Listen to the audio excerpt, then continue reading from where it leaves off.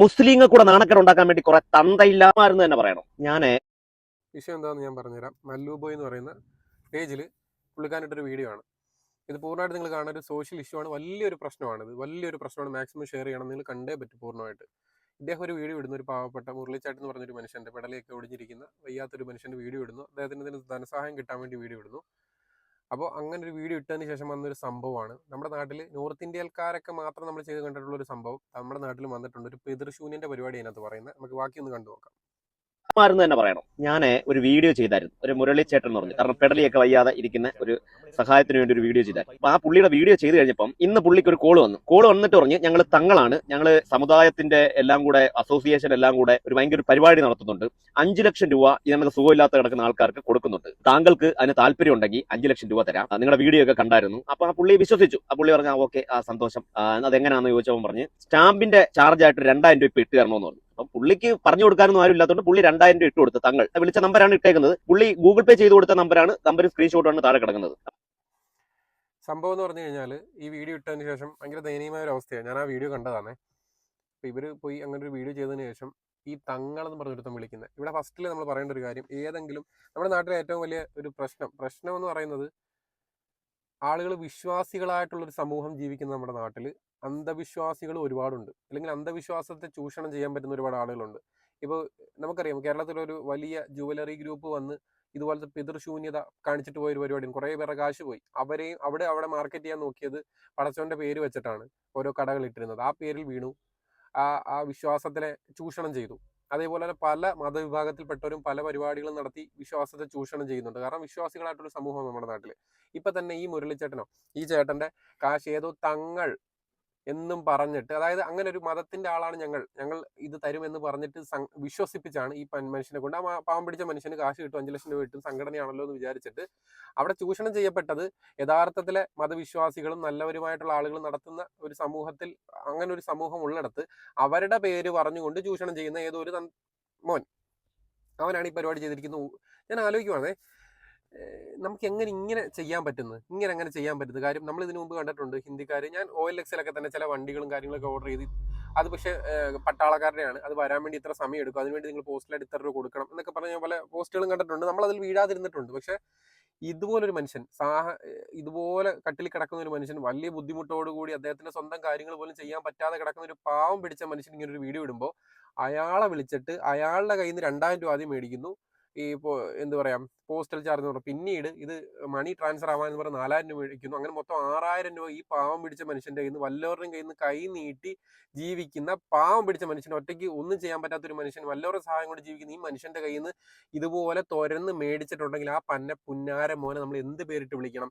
ഈ മല്ലുബോയ് വിളിച്ചതുപോലെ അത് പിതൃശൂന്യൻ നല്ല വിളിക്കേണ്ടത്, അവനെ പലതും നമ്മൾ വേറെ വിളിക്കേണ്ടി വരും. ഇദ്ദേഹം അയാളെ ഒന്ന് വിളിക്കുന്നുണ്ട്. ആ നമ്പറൊക്കെ ഉണ്ട്, ആക്റ്റീവാണ്.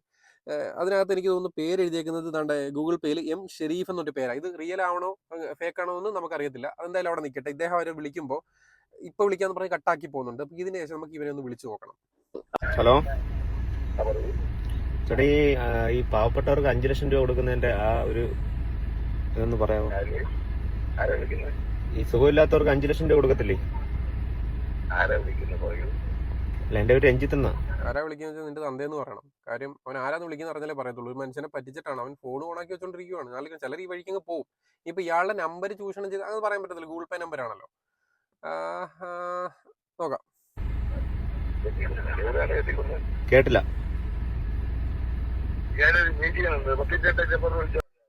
മീറ്റിങ്ങിലാണ് ഇദ്ദേഹം വിളിച്ചിട്ട്, മല്ലുബോയ് വിളിച്ച് നല്ലത് കൊടുത്തു കാണും. പുള്ളിക്കാരന്റെ ഒരു രീതിക്ക് നല്ല തെറി പറഞ്ഞു കൊടുത്തിട്ടുണ്ടായിരിക്കും. എന്തായാലും നന്നായിട്ടുണ്ട്. എനിക്കതിൽ സന്തോഷം മാത്രമേ ഉള്ളൂ. എത്ര തെറി വിളിച്ചാലും മതിയാവത്തില്ലെന്നേ പറയാനുള്ളൂ. അപ്പൊ ഈ സമയത്ത് നമുക്ക് ഈ പറയുന്ന ഇവനെ ഒന്ന് വിളിച്ചു നോക്കണം. ഈ കാശ് പറ്റിച്ച ഈ പുന്നാര മോനെ ഒന്ന് വിളിച്ചു നോക്കണം. കാരണം ഈ പാവം പിടിച്ച മനുഷ്യരുടെ ഇല്ലൂടെ ഉള്ളവരുടെ പോയി നിങ്ങൾ ഇതുപോലെ ചെയ്യും. അവരാകുമ്പോൾ ബോധമുള്ള നല്ലത് തരും. ഈ പാവം പിടിച്ച കട്ടിൽ കിടക്കുന്ന, എഴുന്നേക്കാൻ വയ്യാത്ത, സ്വന്തം കാര്യം പോലും ചെയ്യാൻ പറ്റാത്ത മനുഷ്യന്മാരോട് ഇങ്ങനെ ചെയ്യുമ്പോൾ നമ്മൾ ഓരോരുത്തരും പ്രതികരിക്കണ്ടേ? എന്നാലോചിച്ച് നോക്കിയേ, നമ്മൾ ഓരോരുത്തരും പ്രതികരിക്കണ്ടേ? ഇത് കേസെടുക്കേണ്ട കാര്യമല്ലേ? സ്വമേധയാ കേസെടുക്കേണ്ട കാര്യമല്ലേ? എത്ര പേരുടെ ഇതുപോലത്തെ ചൂഷണങ്ങൾ നടന്നിട്ടുണ്ടാവും? നമ്മൾ എത്ര പേര് ശ്രദ്ധിക്കുന്നുണ്ട്? നിങ്ങൾ ആലോചിച്ച് നോക്കി. ഇത് സ്വമേധയാ കേസെടുത്ത് ഈ കാര്യങ്ങൾ മുന്നോട്ട് പോകേണ്ട കാര്യങ്ങളല്ലേ? പാവം പിടിച്ച മനുഷ്യരോടല്ലേ ഇങ്ങനെ കാണിക്കുന്നത്? തിരിച്ച് പ്രതികരിക്കാൻ പറ്റാത്തവരല്ലേ? ഇതിന് മുമ്പ് എത്ര പേരുടെ ഇതുപോലെ 2000 4000 വെച്ച് മേടിച്ചിട്ടുണ്ടാവും. 10 പേരുടെ കയ്യിന്നാകുമ്പോൾ ഇപ്പോൾ 8000 രൂപ, 10 പേരുടെ കയ്യിന്നാകുമ്പോഴത്തേക്കിനും 80,000 രൂപ, 100 പേരുടെ കയ്യിന്നാകുമ്പോൾ 8 ലക്ഷം രൂപ ഇതുപോലത്തെ പുന്നാര മക്കൾ കൊണ്ടുപോയിട്ടുണ്ടാവത്തില്ല. അത് ഈ പാവം പിടിച്ച് ഓരോരുത്തർ അയച്ചു കൊടുക്കുന്ന ആളുകൾ, ഈ പാവം തോന്നിയിട്ട് കഷ്ടമല്ലേ ഇവരൊക്കെ ചൂഷണം ചെയ്തു. അപ്പോൾ ചോദിക്കും എന്തിനു അയച്ചു കൊടുത്തു, എന്തിനു നിങ്ങൾ ചെയ്തു? പാവം പിടിച്ച മനുഷ്യനാ, എഴുന്നേക്കാൻ പറ്റാത്ത ബുദ്ധിമുട്ടിൽ കഴിയുന്ന, എങ്ങനെയും ആരെങ്കിലും എന്തെങ്കിലും തന്നാൽ മതി പറയുന്ന മനുഷ്യനാ. അവിടെ 5 ലക്ഷം രൂപ ഒരു സംഘടന കൊടുക്കുന്നു എന്നാണ് പറയുന്നത്. തങ്ങളാണ് പിടിക്കുന്ന ഒരു സംഘടന എന്ന് പറയുമ്പോൾ അതിൽ വിശ്വസിച്ച് പോയത് ഈ പാവം മനുഷ്യൻ. മുസ്ലിങ്ങളെല്ലാം മൊത്തത്തിൽ ചൂഷണം ചെയ്യാൻ വേണ്ടിയിട്ട് ഇറങ്ങിയ ഏതോ ഒരു പുന്നാര മോനായിരുന്നു അവൻ. നമുക്ക് അവനെ വിളിക്കാം. താൽക്കാലികമായി പ്രവർത്തനരഹിതമാണ്. ദയവായി അല്പസമയത്തിന് ശേഷം വീണ്ടും വിളിക്കുക.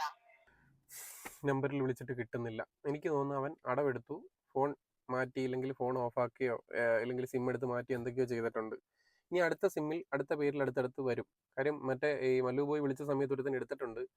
അവനപ്പുറം സംസാരിക്കുന്നുണ്ട്, മീറ്റിങ്ങിലാന്ന് പറയുന്നുണ്ട്. ഇനി എത്ര പേര് ഇതുപോലെ ചൂഷണം ചെയ്യും? ഈ ചൂഷണമൊക്കെ നമ്മൾ കാണണ്ടേ? നമ്മൾ കൂടി ഇതിനകത്ത് റെസ്പോൺസിബിൾ ആയിരിക്കണം. കാര്യം എന്ന് പറഞ്ഞു കഴിഞ്ഞാൽ ഈ പറയുന്ന ഈ ചേട്ടനെ പോലെ വയ്യാതെ കിടക്കുന്ന ആളുകൾക്ക് നമ്മൾ ഓരോരുത്തരും, ഞാനോ നിങ്ങളോ ഒക്കെ കുറച്ച് എന്തെങ്കിലും കാശിട്ട് കൊടുക്കുന്നുണ്ടെങ്കിൽ ആ മനുഷ്യന്റെ ആരോഗ്യത്തിന് വേണ്ടി ഇട്ട് കൊടുക്കുമ്പോൾ ആ മനുഷ്യനെ ചൂഷണം ചെയ്ത 8000 രൂപ കൊണ്ടുപോയിട്ടുണ്ടെങ്കിൽ നമ്മൾ ഓരോരുത്തരുടെയും ഈ ഇട്ട് കൊടുത്ത കാശ് എടുത്തിട്ടാണ് അവൻ കൊണ്ടുപോയത്. മനസ്സിലാക്കണം. അത് നമ്മുടെ മനസ്സറിഞ്ഞ് കൊടുത്തതാ, ഓക്കെ, ഒരു പ്രശ്നമില്ല. പക്ഷേ വേറെ ഒരുത്തൻ ഈ പാവം പിടിച്ച മനുഷ്യന്റെ മനസ്സില്ലാതെ ചൂഷണം ചെയ്ത് കൊണ്ടുപോകുന്നുണ്ടെങ്കിൽ ഇവനെയൊക്കെ പൊക്കണ്ടേ? ഇതിന് മലപ്പുറം എന്നാ പറഞ്ഞിരിക്കുന്ന സ്ഥലം. അതുപോലെ തന്നെ തങ്ങളെന്നും പറഞ്ഞിട്ടുണ്ട്.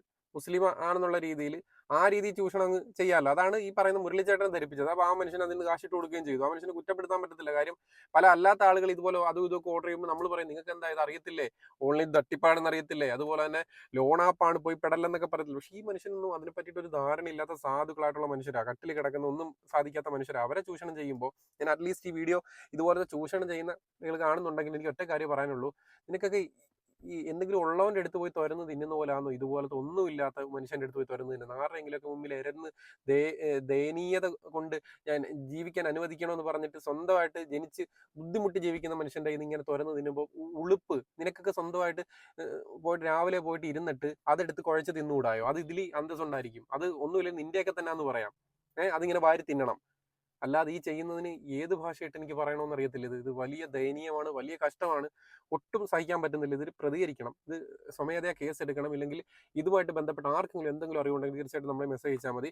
മാക്സിമം വീഡിയോ ഷെയർ ചെയ്യുക. താൽക്കാലികമായിട്ട് വൈൻഡ് അപ്പ് ചെയ്യുന്നു. It's me Althaf. ഒരിക്കൽ കൂടി മല്ലു പോയിക്ക് വീഡിയോ പുറത്തു കൊണ്ടുവന്നതിന് ഒരുപാട് നിങ്ങളെ ഞാൻ അഭിനന്ദിക്കുന്നു. താൽക്കാലികമായിട്ട് വൈൻഡ് അപ്പ് ചെയ്യുന്നു. It's me Althaf. പെട്ടിയിട്ടാലും പൊട്ടി മുളയ്ക്കണം.